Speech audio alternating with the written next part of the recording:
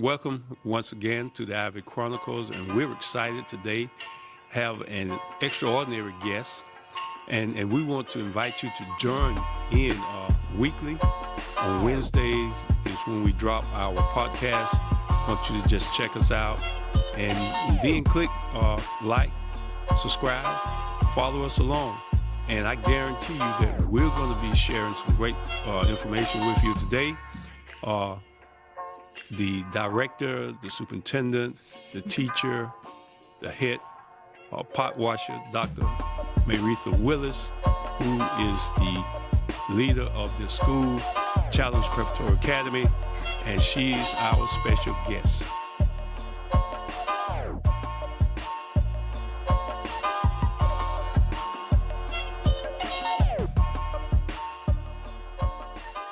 Welcome once again, ladies and gentlemen, to the Ivey Chronicles. And today we have an extraordinary guest. And today our featured guest is Dr. Maritha Willis, who is the founder of Challenge Preparatory Academy. So, Dr. Willis, Yes. I know that this has been a labor of love for you. So, just give us a little background about yourself. What's your what was your life like before you became a private school guru? So I worked in public education for 21 years before I got to Challenge. Classroom teacher, mom of two kids, one with special needs, instructional systems specialist, principal, working at the district office, doing curriculum and instruction, response to intervention. All of those amazing things allowed me to have a bird's eye view of education. And so it drove my passion because I was able to see in different classrooms what was going on, because when you're in your classroom, you just think the whole school is doing what you're doing. And you discover very quickly that that's not the case. So that's what I did before I founded Challenge. So, as you were contemplating starting a private school, what was your thought process, and how can someone else? Because a lot of people think about doing it, but then they don't have the courage to step out there on the limb. Okay, so I'm going to throw the ball back in your court on this one, because I know I wouldn't be here, really gained that courage without your help and your support. So when we first met, I wanted to start a charter school, and I was having a hard time, a real hard time, having a conversation or a dialogue with anyone here in this community. And then I met you, and I was telling you about what I wanted to do, and you were like, okay, that sounds like something that's needed here. And just for you to be the person here in the area that we live in, to give me a sense of, you're right, we do need something different. It's not going to fix everything, but let's see what else is out there to help all of these kids. And so that really put me on the path of believing I could do it here, because I knew, you were a great man, and you were doing a lot of amazing things in the community, because I had seen you on TV before we met. And so just that moment with you, it really gave me the courage to seek after the charter school. And as you know, we did it for 4 years. Yeah, that's true. Trying to bring a charter school here. And it just got to the point where 2 years prior to that, Rich, he told me, why don't you start a private school? And I thought, there's no way. Where are we going to get the money? That's not reasonable to me. And after that conversation with him, I put that away and just stayed on the path of the charter school. Mm-hmm. And then, of course, when COVID hit, you and I think we may have not seen each other maybe a year. It had been a minute because Yeah. you were working with Dodia. Yes, I was Well, back with Dodia. right. Yeah, doing out there in the world of education.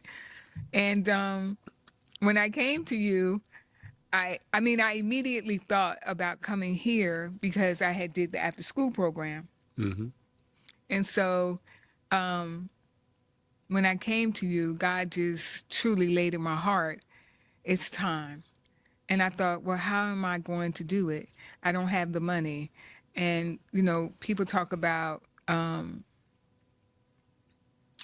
your heart for something, your passion, the courage. God just so sweetly in my spirit, I just felt. And he said, yes, you do. You got the money. And I was thinking, no, I don't. And he was like, yes, you do. And I immediately knew that I had money in my retirement. And so how bad did I want it became the question. And most importantly, how obedient was I going to be to what that voice was saying to me in that moment? Was I going to continue to deny because I wasn't willing to invest such a personal part of me into my vision, my desire, or was I going to continue to depend on a process that would tell me if I could or if I couldn't? And so I decided to listen to the spirit that God had placed inside of me and follow through. So I withdrew the money, and then I came and I talked to you, and you offered the upstairs, Yeah. just the upstairs. And I said, no, I need more than that. And I'll never forget, after I had that key, I was in here till probably about 11 o'clock at night, just so excited because I could see it. And the other thing that you said to me was, Dr. Willis, you need to build it so they can see it. If they see it, they'll believe it. Most people are visual type people. Mm-hmm. Show me.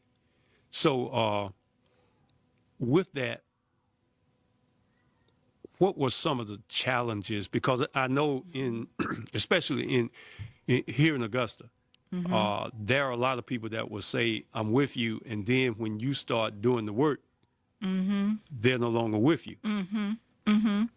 And that's a really, really interesting thing. And I see it as a phenomenon because, I can think of two women that crossed my path in the beginning of this. And they were amazing. And I can still call them now and say, hey, this is what's going on, or can you help me out with this? And they're there for me. And then I have another group of people. It was, Willis started the school. Willis, can you give me a job? And Willis, started your school. Okay, Willis, I see you, Willis. I'm down with you, Willis. But then when I called upon them, the help wasn't there. So I was just explaining to the kids in class that sometimes people are with you because of the idea of you. They're really not in it for the love of you or to see you really be successful. And so I think that's been the most interesting journey, is to see what people that are down with the idea of what I'm doing and those that are really in it to see it succeed. Okay. Now, I've pretty much been there from the beginning, I would guess. Yes. And I often tell people I'm not educated, so I don't try to get in the educator's lane. So I kind of stay out of your lane, but I do kind of peep over your shoulder. Oh, yes. I like that. There are a lot of people that say, hey, I want to start a school. What's unique about Challenge? What does Challenge bring to Harrisburg West End that any other private school does not bring? So, today, for example, my heart is just full of I feel so humbled and I feel I get to see my passion, my love, thriving. So I'm getting a little emotional. I'll try not to. Uh, I remember when a student named Layla started here, and her and her peers were sitting in the stairwell and they were singing. And I remember that moment as being so bittersweet that, wow, this thing is really existing. And these kids are here and they are getting to experience learning and their passions. They're getting to see school as a place where I can enjoy, learn, and be surrounded by people that genuinely care for me. Today, I saw a reflection of that moment. And what that said to me is that the academic rigor that I believe in, I believe kids can be taught. I believe that if you structure classrooms where learning is expected, that they will thrive.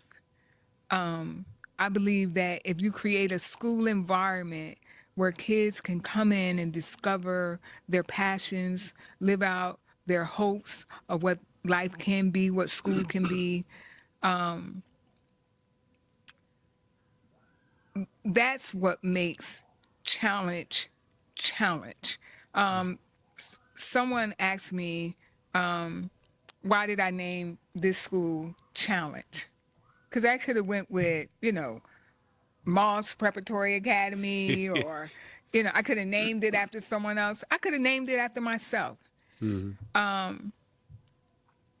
I chose challenge because challenge reflects what life is. There are going to be challenges along the way. The question for you is your resilience. Are you going to overcome? So challenge is that place to teach them resilience. okay. Okay. Now, here at Challenge, what are some of the classes that you offer that may not be offered in the traditional school setting? But before you answer that, help the audience understand that Challenge is accredited through the state of Yes, Georgia. it Please is. share that.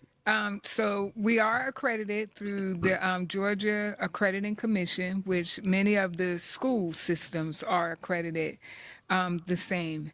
We we follow Georgia Standards of Excellence. That is the design of expectations of learning that Georgia has established. We use those systems, we use those standards to make sure that our kids have a benchmark to follow so that we can measure, is what we are doing, is it really working academically? So we do an end of the year assessment. We do a beginning of the year assessment so that we can see where the kids are when they start here. And then we build our academic program off of the needs of our students. Instead of saying, oh, these are all the standards that this grade level has to learn, you got to teach those in 180 days. I've always thought that that was insane. But if you assess your students and you know where they are academically and you design your program to meet that need, you will see growth in them, authentic, real growth. And so doing that and being having our program structured that way, which is HYPE, which stands for hands-on, interactive, performance-based, engaging learning, which the education theory is constructivist learning. That means they learn by doing. So here at Challenge, any opportunity we have for them to touch, build, create is important. And I think that's what makes it so unique. We have a film academy, we do cyber. So we don't just, I hate to say this word, but I'm going to say it anyway. And I don't mean to offend any program out there, but it's not about just some website that you pull down, and teach your kids cyber. We are a Cisco NetAcad Academy, which is the premier academy that adults go to. Okay. Why shouldn't our kids be experiencing that while they're in school? Why do they have to wait until they graduate? Why do they have to wait until they graduate to see what it would feel like to be on a movie set, if that's their passion, or whatever it is that they're desiring to do? So I think that those are the things that make Challenge unique. So our career academies, film, cyber, we're in the stage of building the foundation for a financial academy. And my vision for that is they would learn banking. They would learn how to invest. They would learn development of properties so that they can create and generate wealth. So we have our music, we have art, they do PE here. And yet we're also able to carve out time in their school day where they get to explore their passions. Okay. I heard, and this is something that really caught my ear. You said the Cisco Academy, and I've got limited knowledge in that area. So explain to people what Cisco Academy is all about. So our high school is currently enrolled in Cisco NetAcad, and it is the Network Academy. Cisco is the owner. This is an academic program where they teach you to get your certifications, whereas once you have those certs, that's what the employer wants. If you have a degree, great. But if you come in and you have junior cyber analyst certification, which is what our 9th, 10th, and 12th graders are taking, our vision is they're going to take that exam. Like if you're in the military or you work for the federal government or you're looking for a private industry job in cyber, you have to get one of those same certifications. How impactful will that be for the kids? For these high schoolers, they haven't even graduated and they have their certifications. That's the same certification as someone your age, my age, or out there in the world hustling, trying to make it, is trying to obtain. Why? And that's always been my question to education. Why do kids have to wait? If they're capable of doing it, why don't we structure school to meet their capabilities? Sometimes I call that dumbing the kids down. Yeah, and instead of pushing them to excel, we tell you wait until everybody else catch up with you. And that's insane. Yeah, that is insane. You're sitting in a class. We teach in pods, and we teach that way for a reason. So it would be nothing. Here at this school, you have a 6th grader and a 5th grader sitting in a 7th and 8th grade class. And that's why we call it a pod. Because they're exceptional. They did their baseline assessments and they're scoring at a 7th grade level. Why would we keep them in a 5th grade curriculum? Now, stick a pin right there. I remember, I often call it ear hustling, not eavesdropping, but ear hustling. And I understand that you've got some young people that is one young lady that I think she was in like the 6th grade or something. And she was doing like 8th grade science or math or something to that degree. And to me, it wouldn't make good sense to hold a person back when they are operating at that level because they have the potential to go beyond that. Yes. But if you take them and hold them back just so that their peers can catch up, then you're stifling that growth. Yes, you're stifling that child's growth. And will their peers ever really catch up? I mean, like, just think about that. We have several students. We had a 6th grader that was taking 8th grade classes. Now she's in the 8th grade and she's still moving on with the high school.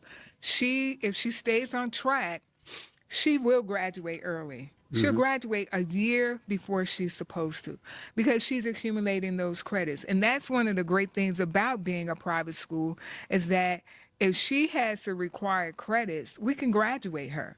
There's nothing in the private school guidelines that says, oh, well, she needs to stay an extra year. So we can do that. We have, like you were mentioning, this kid, she's a fourth grader. She's doing high school science and holding her own. Her energy is interesting. And then we have a fifth grader. A fifth and a sixth grader. They are in a seventh and eighth grade pod. It's their peers are different on a different path, on a different journey. And I do think I'm glad that we are a private school. You know, I wanted a charter school so bad. I mean, I could see it whenever we were working on it. I wanted it so badly. But I've discovered that God just knew best because we have more autonomy in a private school. As long as we stay within the Georgia Accrediting Commission expectations and standards, we're good to go.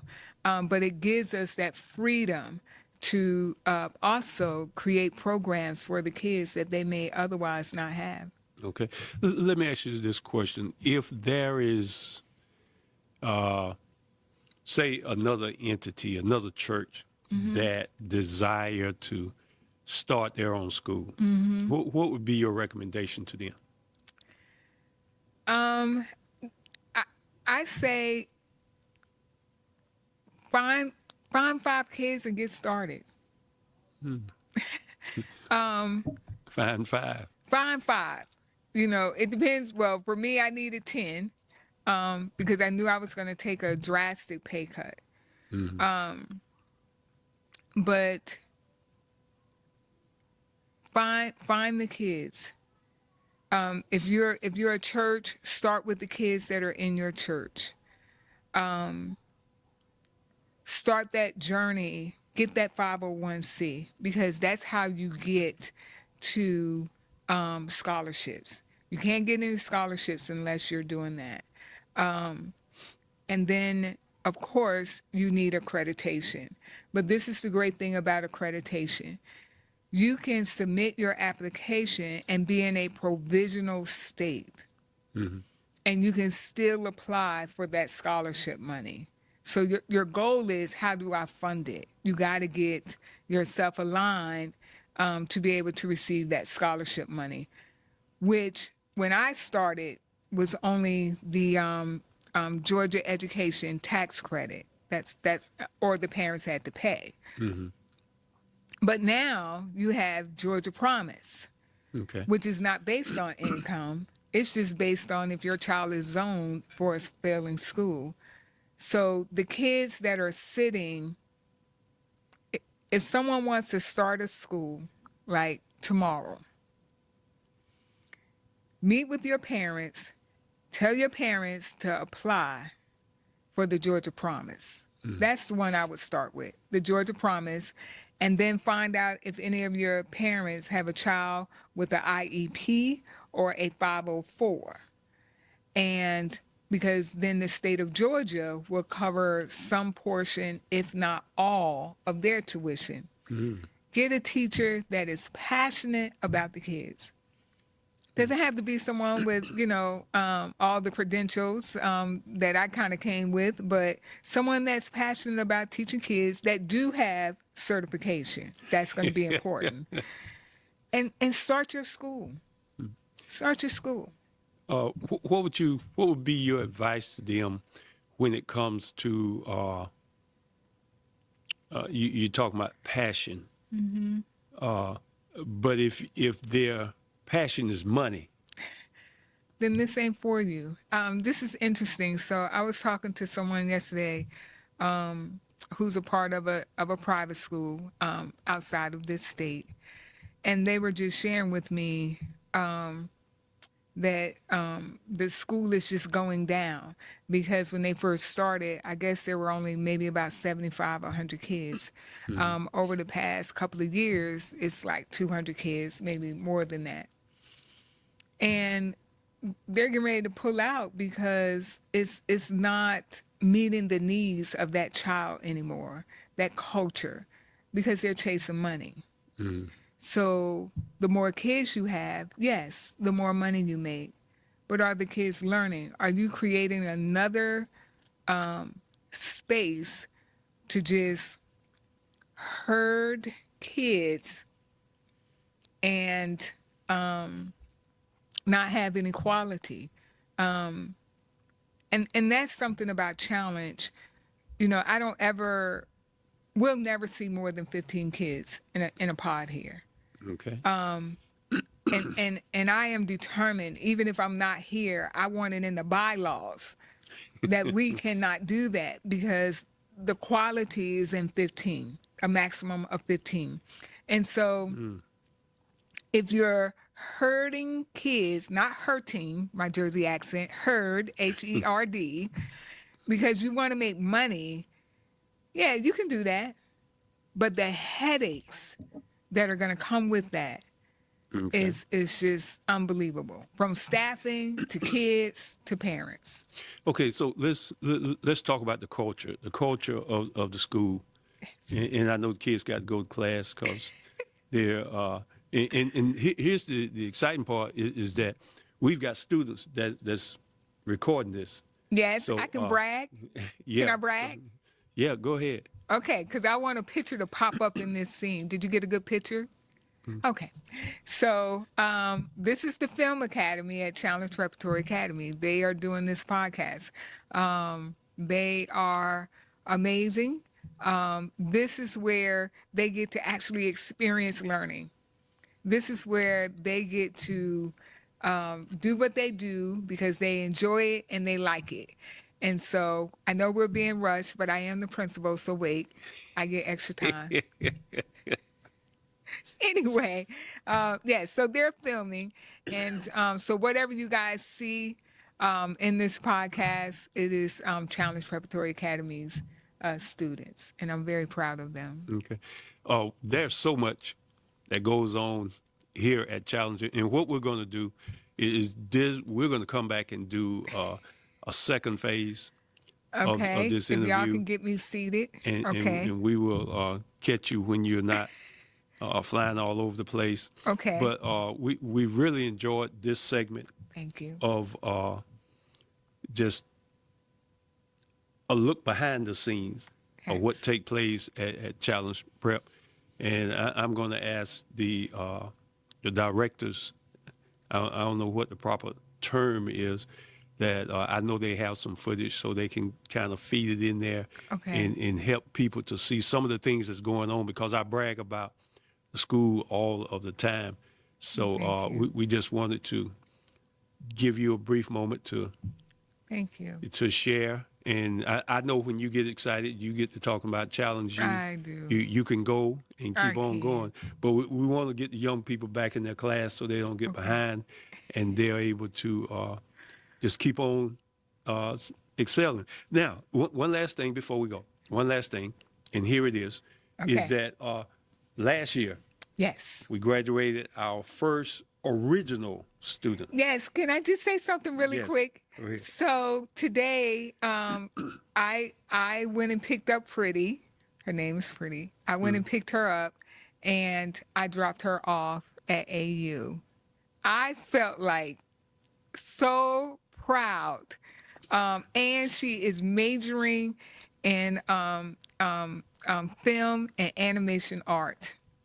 I mean, she's been with us since we opened our doors, and she graduated, our first original graduate, and she's in college, and she is doing her thing, and she is representing Challenge Preparatory Academy well. Okay. All right. So, ladies and gentlemen, we're going to wrap this up. We are thankful to Dr. Willis for coming and sharing. This will not be the end of this particular segment. We're going to come back and we're going to give her the opportunity to share, because I know that her heart is full and she's got a lot that she wants to share. So in the next episode, we look forward to seeing you on the Ivey Chronicles. Until then, have a great day.